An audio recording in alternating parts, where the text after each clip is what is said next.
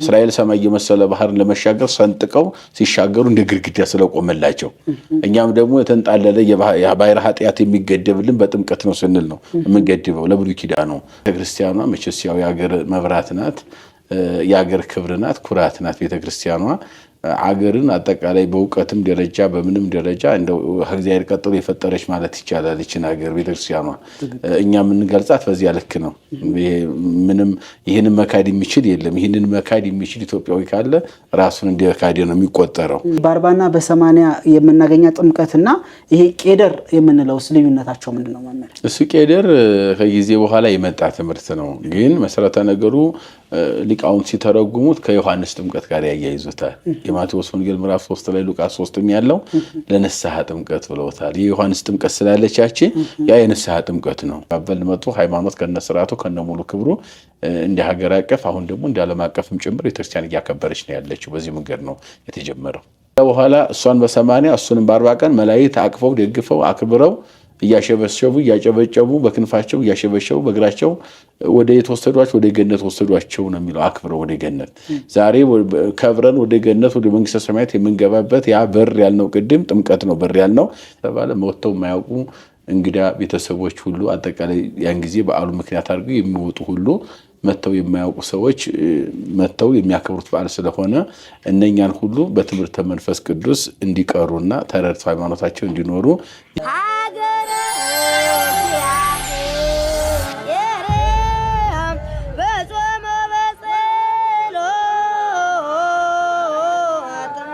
በስመ አብ ወወልድ ወመንፈስ ቅዱስ አሐዱ አምላክ አሜን። ሰላም በዓለም ዙሪያ የምትገኙ ውድ ኤልሻዳይ ኦርቶዶክሳዊ ሚዲያ ቤተሰቦች በመላው ዓለም ሆናችሁ ይህንን ፕሮግራም ትከታተሉ በያላችሁበት የክርስቶስ ሰላም ፍቅር ይብዛላችሁ። የእመቤታችን የቅድስት ድንግል ማርያም አማላጅነት አይለያችሁ።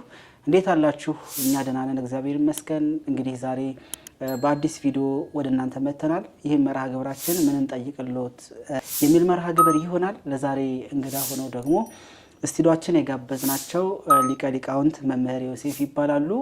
በመላው ኢትዮጵያ እንግዲህ የዞሩ ቤተክርስቲያን ያገለገሉ ያሉ መምህራችን ናቸው። በተለይ እንግዲህ የፊታችን የምናከብረው ታላቁ የጌታችን የመድኃኒታችን ኢየሱስ ክርስቶስ የጥምቀት በዓል አለ።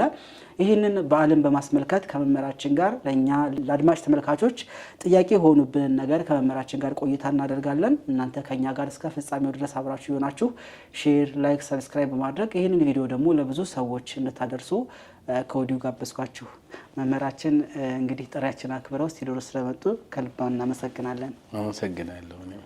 መልካም እንግዲህ መምህራችን ከፊታችን የጌታችን የመድኃኒታችን የኢየሱስ ክርስቶስ የጥምቀት በዓል ይከበራልና ይሄንን በተመለከተ ብዙ ጊዜ እንደዚህ አበይት በዓላት በመጡ ጊዜ ለአድማጭ ተመልካቾቻችን በዓሉን የምናከብረው አውቀነው እንዲሆን ተገንዝበነው እንዲሆን አንዳንድ ጥያቄዎችን እንግዲህ ለአድማጭ ተመልካቾቻችን አብረን ቆይታ እናደርጋለን። ከመጀመሪያው ስንጀምር ጥምቀት ማለት ምን ማለት ነው? ብዙ ሰዎች ጥምቀት በመጣ ቁጥር አዳዲስ ልብስ ለብሰን ታቦታቱን ለማክበር እንወጣለን። ጥምቀት ማለት ግን ከመሰረቱ ምን ማለት ነው የሚለውን እስኪ ብታብራሩልን። መልካም። እሺ፣ በጣም ደስ ይላል። አዎ፣ በመሰረተ ነገሩ በቤተክርስቲያን ስርዓትና ቀኖና መሰረት በዓላት የሚከበሩት ዋናው መሰረታዊ ነገሩ ሰዎች ያላወቁትን እንዲያውቁ፣ እንዲረዱ፣ እንዲማሩ የመማሪያ መድረክ ነው። ዋናው መሰረታዊ ነገሩ ማለት ነው። ከዚያ ጋር ተያይዞ ታቦት ይወጣል፣ መስቀሉ ሁሉ ይወጣል። ያ ደግሞ ለቅድስት ሀገር ነው።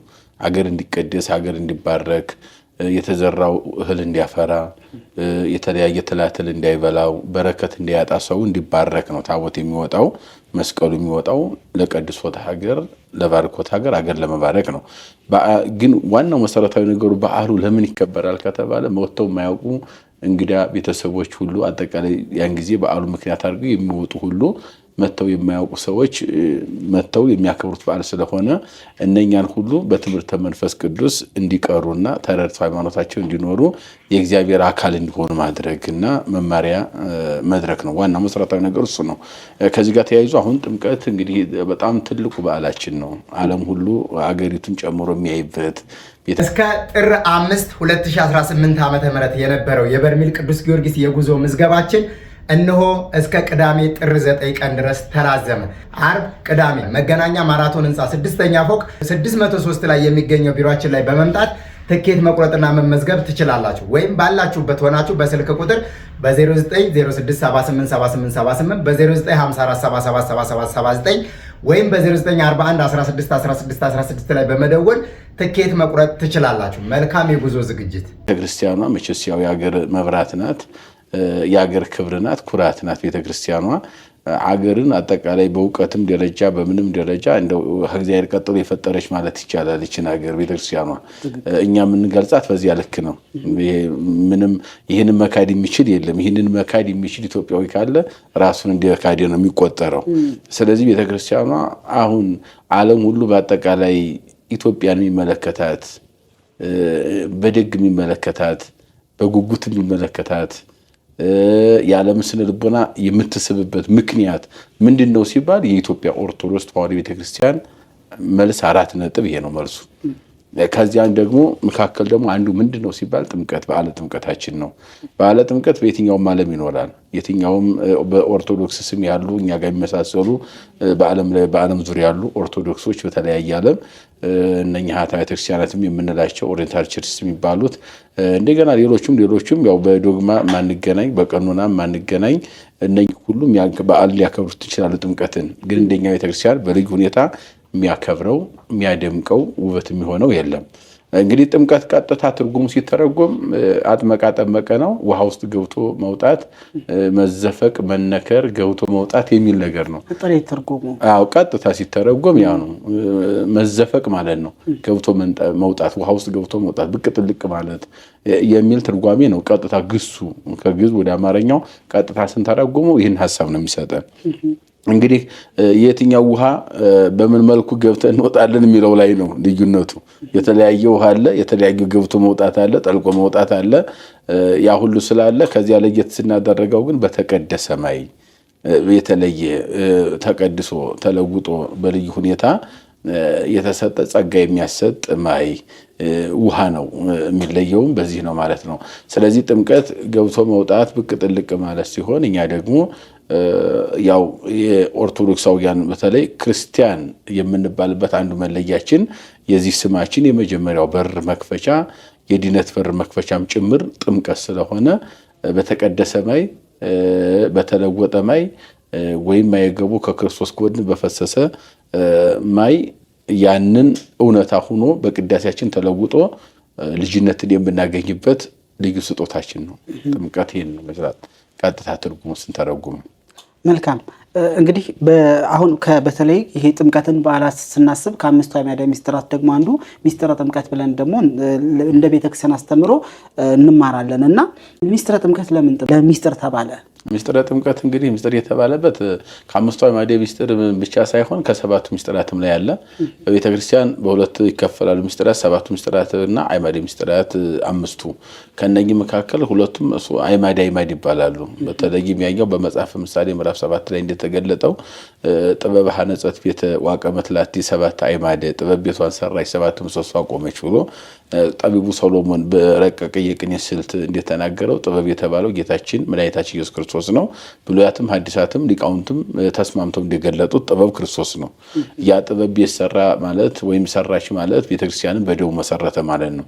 ለዚያች ቤተክርስቲያን ወይም ለዚያች በሰራችው ቤት በጥበብ የተመሰረተችው ቤተክርስቲያን ደግሞ 7 ምሰሶ አቆመላት ይላል። 7 ምሰሶ ስንል ጣራና ግድግዳ አይደለም፣ እንጨትና ድንጋይም አይደለም፣ ወይም የብረት ምሰሶ አይደለም፣ ወለኬት መደርደርም አይደለም። ያ 7 ምሰሶዎች እነማን ናቸው ከተባለ 7ቱ አዕማደ ምስጢራት ቤተክርስቲያን ናቸው። ቤተክርስቲያኑ የቆመችው በእንጨትና በግድግዳ በጣራ ሳይሆን ቤተክርስቲያን የሚያሰኛት ምሰሶዎቿ 7ቱ ምስጢራት ቤተክርስቲያን ናቸው። በእነኛ መካከል አንዱና የመጀመሪያው ምስጢረ ጥምቀት ነው። በሰባቱ መካከል የመጀመሪያ ነው። የመጀመሪያው ምስጢር ነው ምስጢረ ጥምቀት።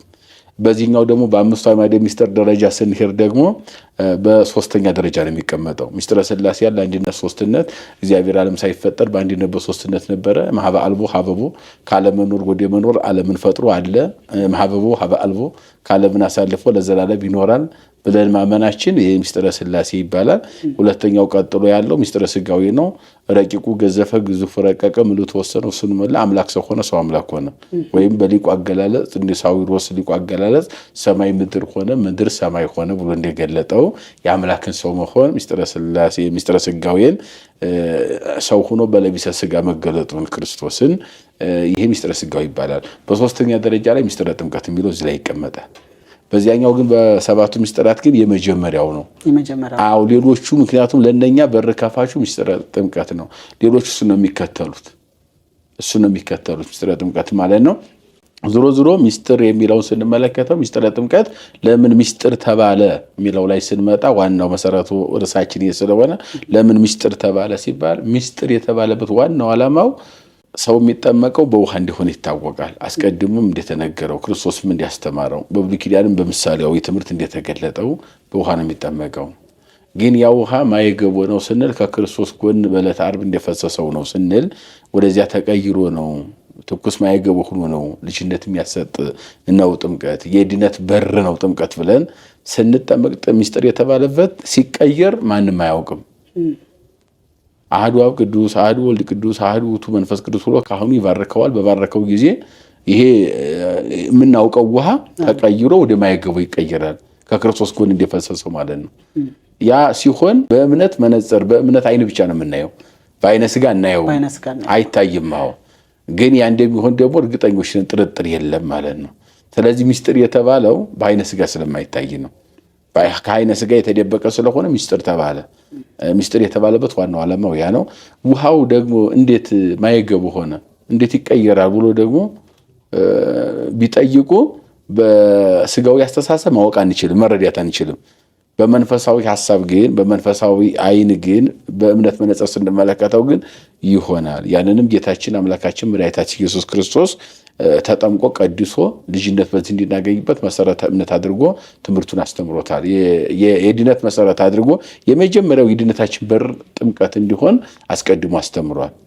ለዚህም በብሉይ ኪዳን በተባለ በተለያየ ህብረ ምሳሌ እየተነገረ ቆይቷል። የነንዕማን ሶርያዊ ምሳሌያዊ ከደዌያቸው የተፈወሰበት ከለምጹ ኢዮብ በማየ ዮርዳኖስ ከደዌያቸው ተፈውሰውበታል። እነኚህ ሁሉ በዮርዳኖስ ተፈውሰዋል። እነኛ ከደዌ ሥጋ ነው ለጊዜ ተፈወሱ ምሳሌያዊ ስለሆነ፣ እኛ ደግሞ ከነፍስ ደዌ የምንፈወስበት ልጅነት ዘላለማዊ ያጣነውን ልጅነት የምናገኝበት ይሄ እንደሆነ ጌታችን በዮርዳኖስ ከመጠመቁ በፊት ለኒቆዲሞስ አስተምሯል።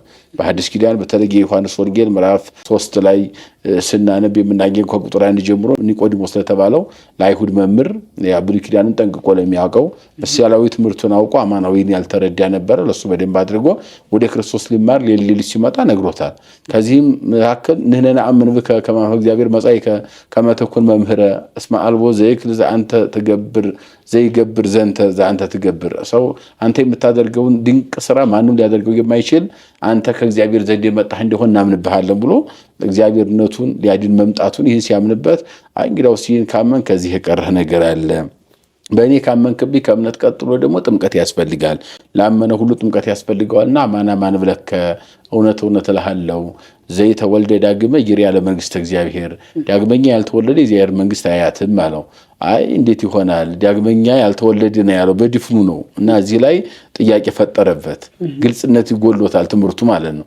ዳግመኛ ያልተወለደ ነው ያለው እንጂ ከዚህ ተወለደ ያላለውም ክርስቶስ ሲያስተምረው። ስለዚህ ጥያቄ ፈጠረበትና እፎ ይክላል። እሱ ጠየቀ፣ እንዴት ይቻላል?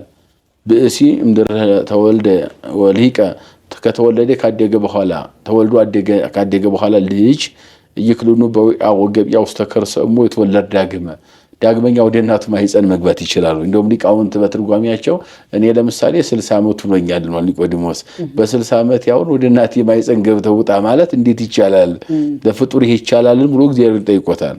ሲጠይቀው እሱ የሰጠው መልስ እማይ ወመንፈስ ቅዱስ ዳግመ ነው። ሀለው ክሙት ተወለዱ ዳግመ እማይ ወመንፈስ ቅዱስ ከውሃና ከመንፈስ ብሎ ገለጠለት። አሁን ቅድም ዳግመኛ ያልተወለደ ብቻ ነው ያለው። አሁን ግን ከውሃና ከመንፈስ አለው። የሚወለድበትን ቦታ ምንጭ ማህፀን ነገረው ማለት ነው። ከዚያም በኋላ ያው እሱ አመነ ተቀበለ። ከውሃና ከመንፈስ ቅዱስ የተባለው ይሄንን ጥምቀት ነው ማለት ነው። ስለዚህ እኛ ይህችናት የተሰጠችን ጸጋ ይህችናት ማለት ነው። በማይገባው ተጠምቀን ልጅነት እንደምናገኝ ይህን የተሰጠ ረቂቅ ልጅነት የምናገኝበት የነገረ ድነት ሁሉ በር መንገድ ጥምቀት እንደሆነ ለሱ ነግሮታል። በዚህ መሰረት ሐዋርያውም በአንድ ጌታ አንድ ጥምቀት አንድ ሃይማኖት አንድ ጥምቀት ብሎ አስተምሯል። በኤፌሶን መልእክቱ ያስቀመጠው ማለት ነው። ያን አንድ ጌታ ያለው ሰማይና ምድርን የፈጠረ ዓለምን ያዳነ፣ አንድ ሃይማኖት ያለው ደግሞ በሱ ማመን ያመነ የተጠመቀ የሚለውን ወንጌሉን ሐሳብ እንደገና ደግሞ አንድ ጥምቀት ሲል ደግሞ ሌላ ጥምቀት የለም፣ አንድ ናት። በየትኛው መንገድ በየትኛው መስመር ክርስቲያን ለመባል አንድ ጥምቀት ነው ሰው የሚጠመቀው። ከዚያ ውጭ ያለው ሌሎች ጥምቀቶች ይኖራሉ። እነኛ ከስጋ ደዌ ከተለያየ ችግር ከሰይጣን ቁራኝነት ነፃ ለመውጣት በተለያየ ምክንያት ከሚመጣብን ኃጢአታዊ የሆኑ ነገሮች ጉዳዮች ላይ ነፃ ለመውጣትና ፈውስ ለማግኘት እንጠመቃለን። ልጅነት ግን የሚያሰጥ ሌላ የለም፣ አንዲት ጥምቀት ናት። እሷም ደግሞ ያው በኋላ እንመጣበታለን። ይቺ የተሰጠችን አንዲት ጥምቀት የተባለችው አንድ ጊዜ ተጠምቀን ለዘላለም የክርስቶስ አካል የምንሆንባት ብቸኛዋ መንገድ ስለሆነች ያን ገልጿል። 318 ሊቃውንትም ሃይማኖት አቋማቸው ላይ ጸሎት ሃይማኖት ብለን የምንጠራው ወይም ሁልጊዜ የምንጸልየው ወይም የሃይማኖት የአቋም መግለጫቸው ሲዘጉ ከነኛ ከሰባቱ ነገሮች መካከል ድንጋጌዎች መካከል አንዱ ወነአምን በኃጢ ጥምቀት ለስርየት ኃጢአት በሚሰረይበት በአንዲት ጥምቀት እናምናለን ብሎ አስቀምጠውታል። የጳውሎስን ትምህርት ጳውሎስ የክርስቶስን ነው ወንጌል ተከትሎ ነው የሚሄደው የጳውሎስ መልእክት እንጂ ከክርስቶስ ወንጌል በላይ የሚሆን መልእክትም የለም። የ318 ሊቃውንት ድንጋጌም የለም። እነኚህ ሁሉ ምንጩን ተከትለው ነው የሚሄዱት የክርስቶስን አስተምሮ።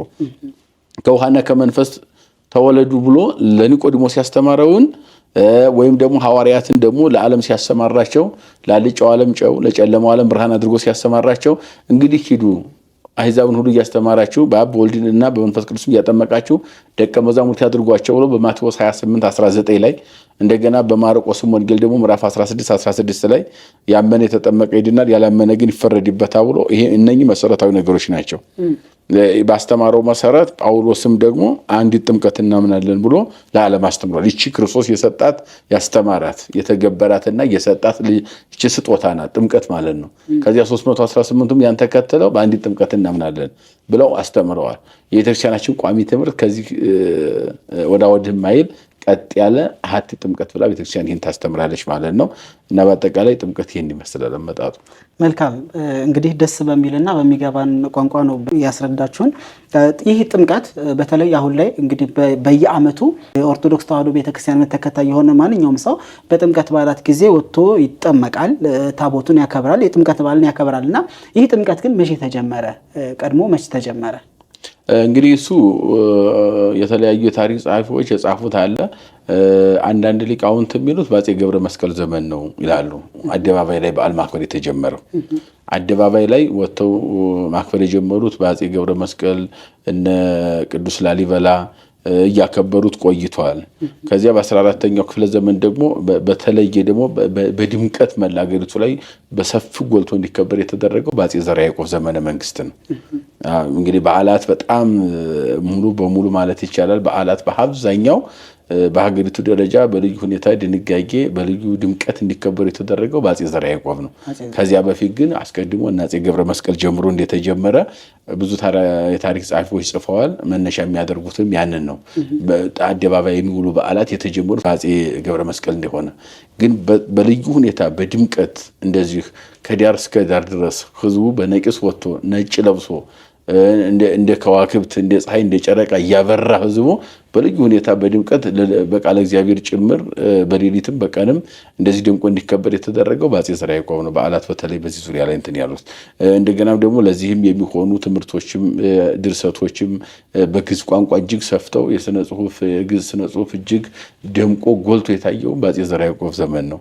ድርሰትም ደግሞ እነኚህ መልካ መልክም አጠቃላይ አሁን በሌሊት ድጓው ጋር ተዋህደው አብረው የሚባሉ ቃለ እግዚአብሔር ሁሉ እጅግ በስፋት ደምቀው የቅዱሳን በዓላት ጭምር እንዲከበሩ የተደረገው በሀገራችን በአፄ ዘርዓ ያዕቆብ በዓላት እንዲሰፉ ሊቃውንት አባቶቻችን የሚያስረዱት ይሄን ነው።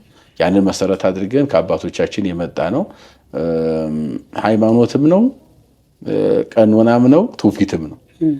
ያው ትውፊት እንግዲህ ሁሉንም ያካትታል። ሃይማኖትም ትውፊት ነው፣ ቀኖናም ትውፊት ነው፣ ሁሉም ነገር ትውፊት ነው ቅብብሎች ስለሆነ አንዱ ወደ አንዱ እየተቀባበልን መጡ ሃይማኖት ከነስራቱ ከነሙሉ ክብሩ እንደ ሀገር አቀፍ አሁን ደግሞ እንደ ዓለም አቀፍም ጭምር ቤተክርስቲያን እያከበረች ነው ያለችው በዚህ መንገድ ነው የተጀመረው።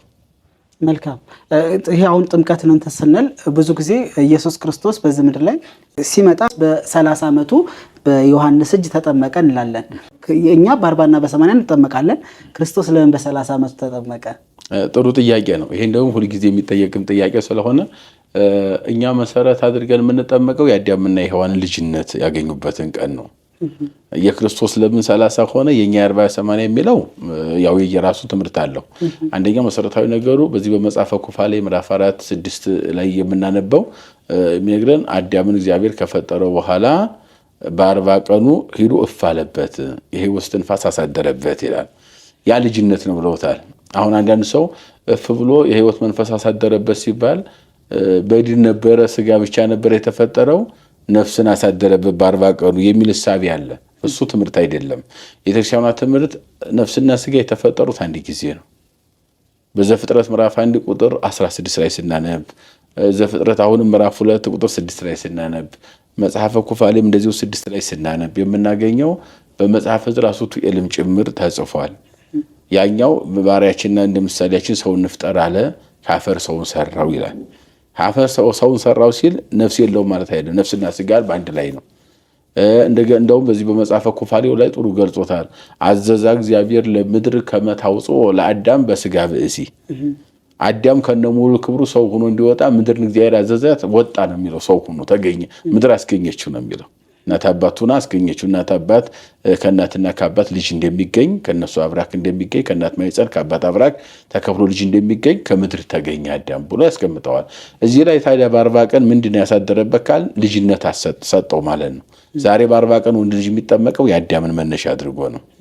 ከዚያ ሔዋንን ደግሞ በ80 ቀኗ ከአዳም ጎን በተገኘች በእናት አባቱ አዳም ነው መገኘዋ ከአዳም በተገኘች በ80 ቀኗ እፍ አለባትና የሕይወት እስትንፋስ አሳደረባት። ያን ማለት ልጅነትን አገኘች ማለት ነው። የ80 ቀን የእግዚአብሔር ልጅ መሆንን ከዚያ በኋላ እሷን በ80 እሱንም በ40 ቀን መላእክት አቅፈው ደግፈው አክብረው እያሸበሸቡ እያጨበጨቡ በክንፋቸው እያሸበሸቡ በእግራቸው ወደ የተወሰዷቸው ወደ ገነት ወሰዷቸው ነው የሚለው። አክብረው ወደ ገነት ዛሬ ከብረን ወደ ገነት ወደ መንግስተ ሰማያት የምንገባበት ያ በር ያልነው ቅድም ጥምቀት ነው በር ያልነው። እኛም በመጠመቃችን ወደ እግዚአብሔር መንግስት እንደምንገባ የእግዚአብሔር ልጆች እንዲሆን የምናረጋግጥበት በ40 በ80 ቀን የአዳምና ሔዋን መሰረት አድርገን እንጠመቃለን። ክርስቶስ ለምን በ30 ተጠመቀ ለሚለው ጥያቄ ወይም መሰረታዊ ትምህርት ስንነጋገር በ30 የተጠመቀው አዳም ሲፈጠር የ30 ዓመት ጎልማሳ ነው። የ30 ዓመት ጎልማሳ ሆኖ በ40 ቀን ሰጥቶ የተሰጠህን ልጅነትን አስወስደህ ነበርና እነሆ እኔ በ30 ዓመት የተጠምቄ መለስኩልህ ሲል ነው። ያን በ30 ዓመት ጎልማሳ ሆኖ ተፈጥሮ በ40 ቀኑ ተጠምቆ ስለነበረ ያን ያስወሰድከው ልጅነት እነሆ መለስኩልህ ሲል በ30 ዓመቱ የተጠመቀው የአዳምን የተፈጥሮ እድሜ ጊዜ ለማሳወቅ ለማስረዳት ነው እንጂ በ40 በ80 ቀን መሰረቱ የአዳምና ሔዋን ነው ለኛ ማለት ነው። በዚህ መሰረት ነው ቤተክርስቲያኗ ዛሬ ልጅነት የምናገኘው በ40 በ80 ቀን ነው። ወደ ቤተክርስቲያን ሄደን የምንጠመቀው በዚህ መንገድ ነው ማለት ነው። ስለዚህ በ40 እና በ80 በየልጅነት ጥምቀት የምንለውና ይሄኛው የጥምቀት ባለው ወይም ደግሞ በየአመቱ የምንጠመቀው ጥምቀት ልዩነቱስ ምንድነው? ይሄ መታሰቢያ ነው። መታሰቢያ አዎ ይሄ መታሰቢያ ነው እንጂ ልክ እንደ 40 እና እንደ 80 ጥምቀታችን ይሄኛውም በየአመቱ የምንጠመቀው ልጅነትን የሚያስገኘን አይደለም። አትደገምም። ያቺ አትደገምም። አቲ ናት በቃ አንዲት ናት። አንዲት ማለት በ40 80 ቀን በዚህ ቀን መጥቶ የሚጠመቅ አዲስ ሰው ካለ ልጅነት ያገኛል። አሁን ለምሳሌ እኔ ሌላ እምነት ተከታይ አንተ ምን የሚጨምርልን አሁን ለምሳሌ አንተ እኔ አሁን የሚጨምርልን ነገር መታሰቢያ ነው የምናከብረው።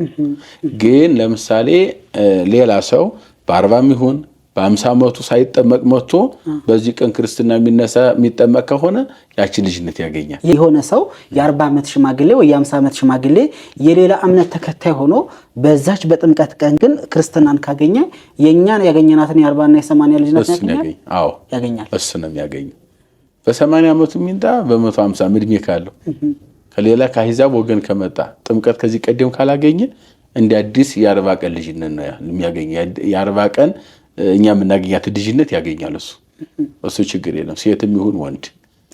ምናልባት እዚህ ጋር ተያይዞ መምህር እኛም ጋር ብዙ ሰዎች ጥያቄ ነው ብዬ አስባለሁ። ምክንያቱም በተለይ ወደ ሌላ ቦታ ወደ ተለያዩ ቅዱሳን ገዳማት ስንሄድ አንድ ሰው ንስሐ ገብቶ ቄደር የሚያስፈልገው ቄደር ተጠምቆ አሕዛብ የሆነ ደግሞ ክርስቲያን ተጠምቆ ወደ ጠበል ግቡ ብለን እኛም እናገራለንና ይሄ በ40ና በ80 የምናገኛ ጥምቀትና ይሄ ቄደር የምንለው ልዩነታቸው ምንድነው መምህር? እሱ ቄደር ከጊዜ በኋላ የመጣ ትምህርት ነው። ግን መሰረተ ነገሩ ሊቃውንት ሲተረጉሙት ከዮሐንስ ጥምቀት ጋር ያያይዙታል።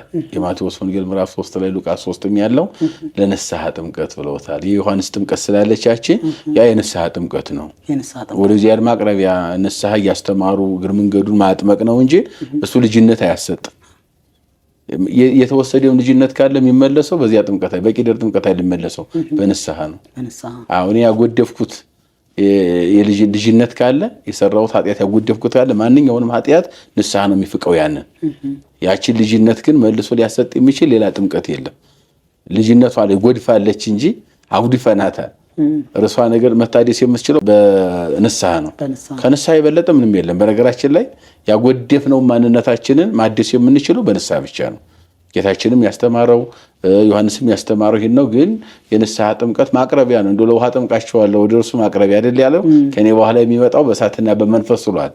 ያ ማለት እንደዚያ ልጅነት አያሰጥም ማለት ነው። የቄደር የምንበለው ምን የምንበለው ልጅነት አያሰጥም። እሱ ልጅነት አለን፣ አጉድፈነዋል። ግን ስላጎደፍነው ንስሐ መግባት ነው ያለብን። አንዳንድ ጊዜ እቺ ምክንያት እያደረጉ ንስሐ ሊሸፍኑት የሚፈልጉ ሰዎች አሉ። በመሰረተ ነገሩ የተዘጋብን በር የሚከፈተው በንስሐ ነው። ከንስሐ የሚበልጥ ትምህርት የለም። ከዚያ ቀጥሎ ከልጅነትም ሆነ ያጣነው ነገር ሁሉ የምናገኝበት ንስሐ የሚባለው ትልቁ የክርስቲያን ትምህርት ነው። ሁሉም ነገር ሲደመደም በምድር ላይ ያለው ነገር ሲደመደም ንስሐ ግቡ የሚለው ትምህርት ነው። አዎ መልካም እንግዲህ ወደ ቀድሞ እንትናችን እንመለስና ራሳችን እንመለስና ጥምቀትን ስናስብ ሁሉ ጊዜ በ10 ከተራ እንዳለን በ11 ደግሞ ጥምቀት እንላለንና ከተራስ እንዴት ነው? ከስያሜው ጀምሮ ከተራን የምናከብረው በምን መልኩ ነው? ከተራ ማለት ያው ከተረገደበ ነው፣ መገደብ ነው። አንድን ውሃ ወራጅ ውሃን በጭቃ ሊሆን ይችላል፣ በድንጋይ ሊሆን ይችላል፣ በአሸዋ ሊሆን ይችላል። መከተር፣ መገደብ፣ ማቆም ማለት ነው ከተራ። ያ ለምን ሆነ እንዴት ሆነ ሲል ከምን መጣ ይሄ ስርዓቱ ከተባለ ጌታችን አምላካችን መድኃኒታችን በብሉይ ኪዳን ሰፊ ታሪክ አለው። እስራኤል ሰማይ የመሰለ ባህርን ለመሻገር ሰንጥቀው ሲሻገሩ እንደ ግድግዳ ስለቆመላቸው እኛም ደግሞ የተንጣለለ የባሕር ኃጢአት የሚገደብልን በጥምቀት ነው ስንል ነው የምንገድበው። ለብሉይ ኪዳን ነው። ኦሪት ዘጸአት ምዕራፍ 14 ላይ ያለው እስራኤልን ሰንጥቆ መሻገር ባህር ማቆማቸውን እኛም እንዲህ ኃጢአት ተገድቧል በክርስቶስ በጥምቀታችን የኃጢአት ባህር ተገድቦናል። ነፃነታችን ታውጇል። የተዘጋው በር የሚከፈትበት የድነት በራችን ጥምቀት ነው ስንል እንዘጋለን፣ ያን እንገድባለን። ሌላው በኢያሱ አማካኝነት በዚህ በመጽሐፈ ኢያሱ ምዕራፍ 1-2 ላይ እስከ 3 ያለውን ስናነብ እናገኘው ሙሴ ካለፈ በኋላ ለኢያሱ አስረክቦ ሕዝቡ ኢያሱ ዮርዳኖስን ሲሻገሩ አባቶች ካህናት ሌዋውያኑ ታቦቱን ይዘው ዮርዳኖስን ባህር ሲገቡበት ዮርዳኖስን ከሁለት አቁመውታል፣ ከሁለት ከፍለው አቁመውታል። እንደዚያው እንደ ኤርትራ ባህር በኢያሱ ዘመን ማለት ነው። ስለዚህ እኛም ኃጢአታችን እንደዚህ ይቆማል፣ እንደዚህ ተገድቧል። በክርስቶስ ልጅነት አግኝተናል። ያጣነው ልጅነት በክርስቶስ አግኝተናል። በጥምቀት ተሰጥቶናል። ልጅነታችን በዚህ በጥምቀት ክርስቶስ መልሶልናል የሚለውን ያለ ማስታወስ ነው። መሰረታዊ ትምህርቱ ያ ነው መነሻው። ወደ አዲስ ኪዳንም ስናመጣው ይሄው ነው። በከተራ ጌታችን አምላካችን መድኃኒታችን ኢየሱስ ክርስቶስ ያው ከናዝሬት ገሊላ ባደገበት ሀገር ጉዞውን ያደረገው ወደ ዮርዳኖስ ነው፣ ወደ ዮሐንስ ማለት ነው። ዛሬም ሁሉም ህዝብ ወደ ባህር ይወርዳል ማለት ነው። ጌታችን ወደ ዮርዳኖስ እንደሄደ እኛም ወደ ባህር እንወርዳለን። ታቦታትም ጭምር ይወርዳሉ። የክርስቶስን ጉዞ ለማስታወስ ነው። ክርስቶስ በዮሐንስ እጅ ሊጠመቅ ዘንድ ለመጠመቅ ተጉዞ የለ? አዎ እኛም እሱ የተጓዘውን ጉዞ እንጓዛለን። ታቦታቱም የክብሩ መገለጫ ናቸው። እነሱም ይጓዛሉ። ምንም አይጓዛል፣ አንተ ተጉዘሃል። ዮሐንስን ፍለጋ አንተ ከሄድክ ሁሉም ነገር አንተ በታች ነውና ለአንተ ተገዥ ነው፣ ይጓዛል። ያደረከውን ጉዞ እኛም እንከተልሃለን፣ ተከታዮች ነን ለማለት ሁላችንም ጉዞ እናደርጋለን ወደ ጥምቀተ ባህር ማለት ነው። ዮርዳኖስ ላይ እንገናኛለን። በዚያው ስርዓቱ ይፈጸማል። ክርስቶስ በዮርዳኖስ ከዮሐንስ እጅ እንደተጠመቀ ካህናቱ ባሉበት ደግሞ ምእመናኑም ቤተ መንግስቱም ቤተ ክህነቱም ሁሉም ወደዚያ ተገንቶ ራሱን ዝቅ አድርጎ በካህናት ይጠመቃል። ስርዓቱ ይከናወናል። ያው መታሰብ ይደረጋል ማለት ነው። መልካም እንግዲህ ትንትናችንን ለማጠቃለል በጥምቀት ትልቁ ዓላማ የሰው ልጅ የሆነ ነገር እንትን ብሎ ከዛ ነገር የሚያገኘው ጥቅምን መረዳት ማወቅ አለበትና ጥምቀት ሰው ተነስቶ ሲሄድ ከጥምቀት የሚያገኘውን ጥቅም ማወቅ ስላለበት እንደው ከጥምቀት የምናገኘው ጥቅም ምንድነው መምህር? ከጥምቀት እንግዲህ አንደኛ ይህን ስናደርግ ጥምቀቱን በዓሉን ስናከብር መባረክ ነው፣ በረከት ማግኘት ነው፣ እግዚአብሔር መባረክ ነው። ሌላው ቃለ እግዚአብሔር እንሰማለን፣ ህይወታችን የሚቀየርበትን የእግዚአብሔርን ቃል ሰምተን ነው የምንመጣው። ሌላው በዓል ስናከብር የምናስበው ብዙ ነገር አለ። የበደልነው በደል ካለ ንስሐ የምንገባበት ራሳችን እናመቻቻለን። ስለ ጥምቀት ሲነገረን ተጠምቀን ያጎደፍነው ነገር ካለ ለምን አጎደፍኩ፣ ስለዚህ እንዴት ነው የማድሰው፣ ያጎደፈው ሰውነቴ ማንነቴ እንዴት ላድስ ብሎ የንስሐ ትምህርት ሰዎች ይማራሉ። ዮሐንስ ሲያስተምር የነበረው እንደዚያ ነው። እሺ ጥምቀትም ሁሉንም አየን፣ ግን ምን እናድርግ ሲሉት አይ እንግዲያውስ መልካም ስራም ደግሞ ምግባረ ሰናይ ያስፈልጋቸዋልና ከጽድቅ ስራው ጎን ለጎን ሁለት ልብስ ያለው አንዱ ለሌለው ይስጥ። ለሀብታሞች የተሰጠበት ጥምቀት ነው። እንደገናም ደግሞ ለመንግስት ሰራተኞች፣ ለቀራጮች፣ ለግብር አስከፋዮች ደግሞ ከተወሰነ ውጭ አታስከፍሉ፣ በሰው ላይም ክፉ ነገር አታድርጉ፣ ጨምራችሁ አታስከፍሉ፣ በደሞዛችሁ ኑሩ፣ ደሞዛችሁ ይበቃችኋል የሚል ደግሞ የሰውን መመኘትና የድሃን ገንዘብ መብላት እንደማይጠበቅባቸው ደግሞ የመንግስት ሰራተኞችንም መክሯል። በዮርዳኖስ የተጠመቀበት ምክንያቱ በሁለት መንገድ ነው የሚተረጎመው። አንደኛ አስቀድሞ ቅድም እንዳልነው ኔማን ሶርያዊ በዚያ በዮርዳኖስ በለምጹ ተፈውሷል ሄዶ ተጠምቆ። እንደውም እሱ እና ተጠመቅ ብሎ ኤልሳ ነቢዩ ሲነግረው ለውሃ ምን አለኝ አባናና ፋርፋ አገር የሶሪያ ወንዞች እያሉ ለውሃ ዮርዳኖስ ምን አስኬደኝ እስራኤል ሀገር ለምን ሄድ ያለው ሲጠይቅ ዝም ብለህ የተነገረህን ስማ ብላ እስራኤላዊት የቤት ሰራተኛው ስትነግረው ብትሰማ ትድናለህ አለችው። ዝም ብለህ የእግዚአብሔር ነቢይ ነው ያለህን ስማ አለችው። በእሷ ተማርኮ ነው ተሰብኮ ሂዶ የተጠመቀ ሲጠመቅ ከደዌው ድኗል፣ ተፈውሷል ማለት ነው ኔማን ሶርያዊ። ከዚያ በኋላ እንደውም በግመሎቹ የአገሩን አፈር ጭኖ ለመሄድ ለምኖ ከመንግስት አስፈቅዶ አፈር ጭኖ ሂዷል። ያ ማለት ለታመሙ ሁሉ ድውያን ሁሉ ፈውስ የሚሆን እምነትንም እዚያ ላይ ሊቃውንት አባቶቻችን የእምነት መሰረት ተረጉማሉ። ጥምቀትና እምነትን አያይዘው እዚያው ማለት ነው። ሌላው ኢዮብ የተፈወሰው በማዮርዳኖስ ነው። በዮርዳኖስ ባህር ተጠምቆ ነው የተፈወሰው ከደዌው። ስለዚህ በማዮርዳኖስ ያ እንግዲህ ምሳሌያዊ ነው። አማናዊውን ግን ስንመለከተው ትንቢት ተነግሯል። እንደው ወአንተኒ ዮርዳኖስ ዘገባይ ከድሬከ አንተ ዮርዳኖስ ወደ ኋላ ባህር ሬት ወጎየት ባህር አይታሸሽች ዮርዳኖስ አንተ ዮርዳኖስ ለምን ወደ ኋላ ተመለስክ ብሎ ዳዊት ተናግሯል አስቀድሞ። ስለ ዮርዳኖስ የተነገረ ስላለ በሰፊው የተነገረ ትንቢት ስለነበረ ያ ትንቢቱ ይፈጸም ዘንድ ዮርዳኖስ ተመርጧል ማለት ነው። ለዚህ ነው ጌታችን ከገሊላ ናዝሬት ተነስቶ ጉዞውን ያደረገው ወደ ዮርዳኖስ ትንቢቱና ምሳሌው ይፈጸም ዘንድ ወደዚያ ሄዶ በዚያ ተጠምቋል ማለት ነው። ምናልባት ክርስቶስ በዮሐንስ እጅ የሚጠመቅበት ጊዜ የሥላሴ አንድነትና ሶስትነት በዮርዳኖስ ውስጥ ተገልጧል እና ኢየሱስ በምን መልኩ ነበር የተገለጠው? አዎ ጌታችን በዮርዳኖስ በማይከለ ዮርዳኖስ በእድ ዮሐንስ ሲጠመቅ አብ በሰማይ ሆኖ የምወደው ልጄ ነው እሱን ስሙት ብሎ መስክሯል። መንፈስ ቅዱስ በአምሳለ ርግብ ረቦ በዮርዳኖስ ታይቷል ጌታችን ተጠምቆ ሲወጣ ማለት ነው። ስለዚህ አንድነት ሶስትነት የተገለጠበት ነው። ለዚህ ነው ዘመን አስተርእዮም የሚባለው። አንደኛው ወልድ በስጋ ተገልጦ ተወልዶ መታየቱ ነው። ሁለተኛ አንድነት ሶስትነት አብ ወልድ መንፈስ ቅዱስ በዮርዳኖስ መገለጣቸው የሥላሴ መገለጥ።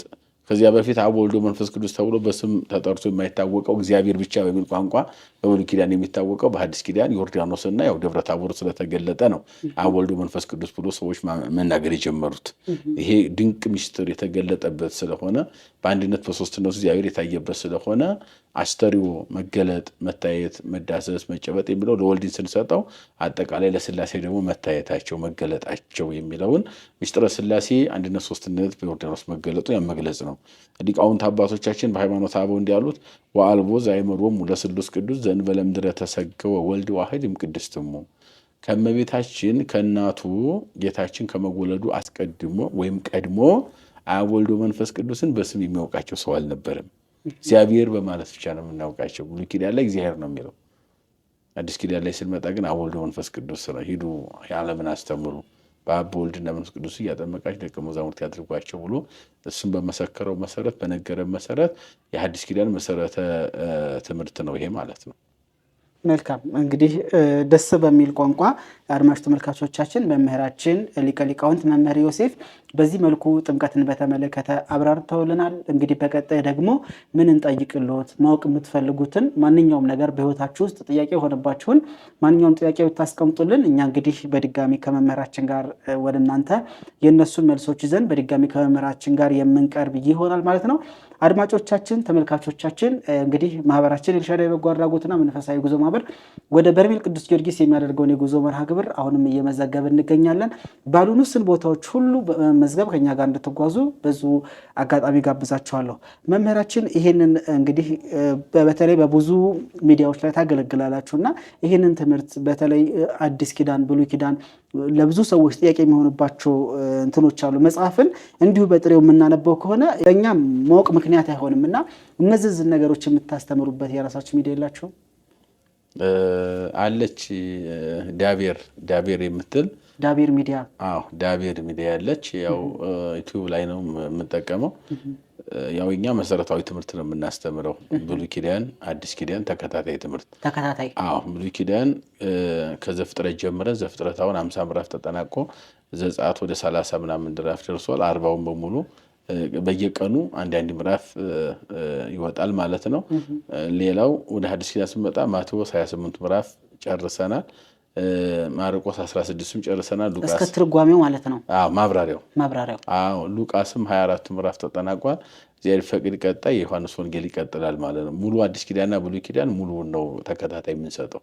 ስለዚህ የመምህራችንን የዩቲዩብ ቻናል ሊንክ ከስር እናስቀምጥላችኋለን። ሰብስክራይብ በማድረግ ትምህርታቸውን እንድትካተሉ በዚሁ አጋጣሚ መልእክቴን አስተላልፋለሁ። ዳቤር ሚዲያ ይባላል። ይህንን ዳቤር ሚዲያን ከስር አስቀምጥላችኋለሁ። ሰርችን በማድረግ በተለይ መጽሐፍትን ውስጥ ጠለቅ ብላችሁ ማብራሪያውን ማወቅ የምትፈልጉ ካላችሁ፣ ጥያቄ የሆነባችሁ ካላችሁ በዚሁ መልሱን የምታገኙት ይሆናል። ሰብስክራይብ በማድረግ መምህራችንን በዚህ መልኩ እንድናግዝ ከወዲሁ ጋብዛለሁ። መምህር በእውነት ጥሪያችንን አክብረው ስቱዲዮአችን ድረስ ስለመጡ ከልብ አድርጌ አመሰግናለሁ። በድጋሚ አመሰግናለሁ። መልካም አድማጮቻችን፣ ተመልካቾቻችን ከመምህራችን ከሊቀ ሊቃውንት መምህር ዮሴፍ ጋር የነበረን ቆይታ ይህንን ይመስል ነበረ። በቀሪ የኤልሻዳይ ኦርቶዶክሳዊ ሚዲያ መርሃ ግብር እስከምንገናኝ ድረስ ቸር ሰንብቱ። ሰላም ያገናኛል።